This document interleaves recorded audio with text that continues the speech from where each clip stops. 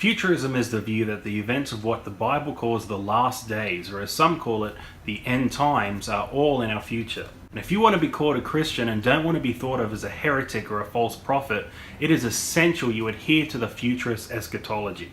But with the end times experts making different predictions multiple times a year, and the multiple verses in the Bible you'll come across saying that the events of the last days would happen soon, near, shortly, we can start having a lot of doubts about these things happening in our future and start to think that maybe Jesus and the apostles actually meant what they said, which is of course preposterous. That's why I've developed these 5 keys to hold fast to your futurist eschatology no matter what sound biblical evidence for a past fulfillment slaps you across the face. Key number 1 is don't study the Bible for yourself. Because much of futurism was predominantly thought of by one man inspired by a dream a random girl in the United Kingdom had, this is a sure sign we don't need to study it any further for ourselves to check and make sure it's true.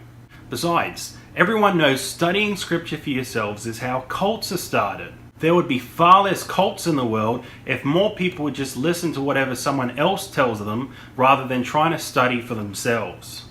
Key number 2 is ignore the numerous time statements in the Bible. The New Testament has a ridiculous amount of statements saying that the events of the last days were going to happen soon, near, take place shortly, or at hand, or about to take place. So you need to provide a good reason for ignoring these scriptures if you want to hold fast to your futurist eschatology. How do you do this? Just say, 1,000 years is like a day to the Lord, and a day like 1,000 years. Even though a well-established rule of biblical interpretation is that the few verses should be interpreted in light of what the majority of Scripture says, ignoring this rule completely and quoting this verse out of context in this way magically makes all the time statements suddenly mean nothing. Using this verse for yourself is also very handy for getting out of unwanted predicaments. Being late for work, being late for church, skipping a party you really don't want to go to. Here's a situation where it helped me recently.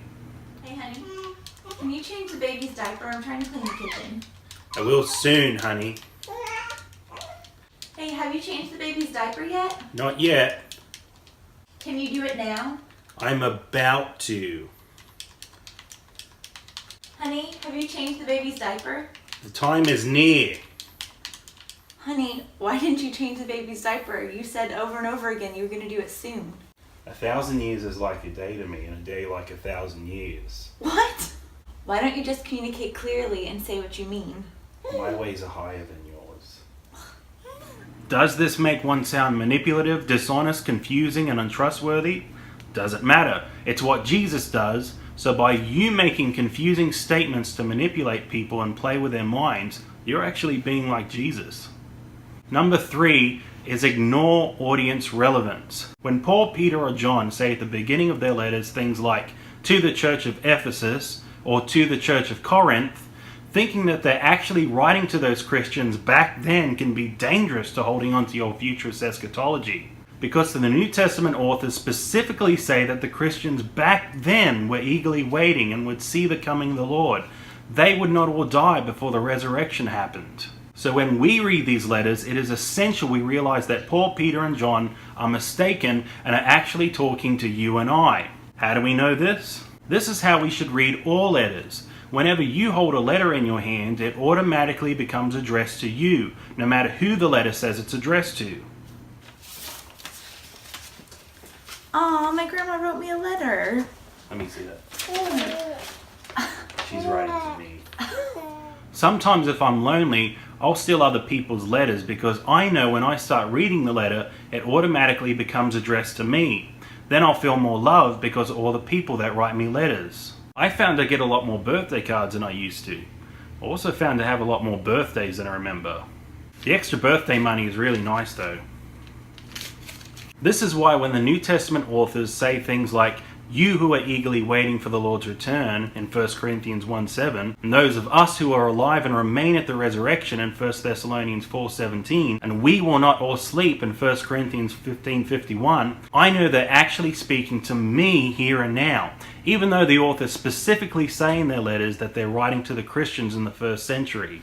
Key number 4 is to take all the metaphors as literal. The Old Testament is riddled with idioms and metaphors, and these same idioms and metaphors are used in the New Testament. Metaphors like the Lord coming on a cloud, representing the Lord bringing an army to destroy a city or another army, or heaven and earth burning up, the sun, moon and stars going dark and not giving their light, which represented a governing system and the leaders under that system being destroyed or taken captive. These same metaphors are used in the New Testament when speaking of the events of the last days. But you want to completely ignore this and take these obvious metaphors as absolutely literal.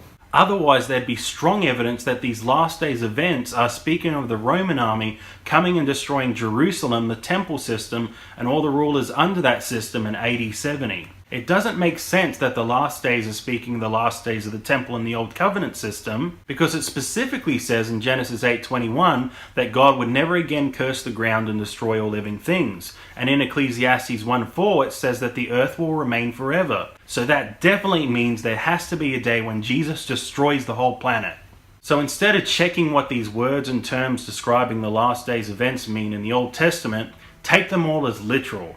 And then you can just say, it hasn't happened yet, so it must be in our future. Just to be safe, it's probably better just to take all metaphors and idioms literally, just so you can say you're being consistent. It's raining cats and dogs out there. I don't see any cats and dogs. Hasn't happened yet.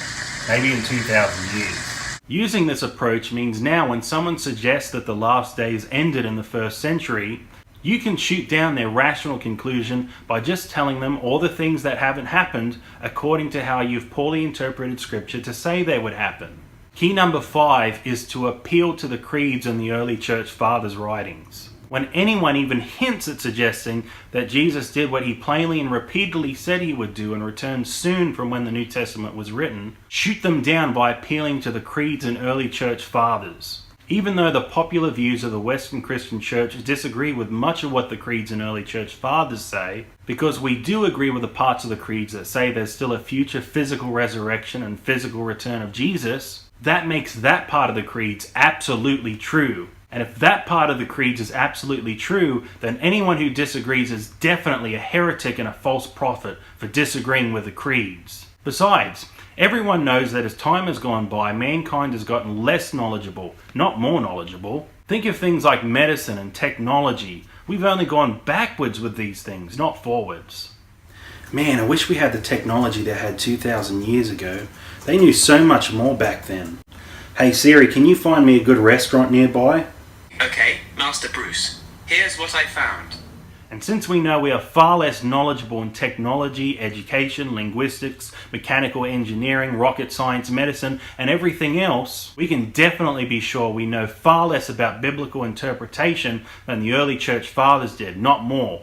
That's why we should trust whatever the creeds and early church fathers' interpretation of the Bible was, and not try to interpret for ourselves. Well, that is, except for the parts of the creeds my church denomination disagrees with. They definitely had those parts wrong. If someone presents to you the idea that the last days were fulfilled in the 1st century, and using the 5 keys I've mentioned isn't working, just say something like, "So what now? Are you saying this is all there is?" This will immediately shut them down and make any valid biblical argument they've made meaningless. Because everyone knows that believing Jesus will come back one day and slaughter over half the world's population provides far more purpose and meaning to our lives than a relationship with the creator of the universe. I'm Micah Stevens. God bless. Thanks for watching.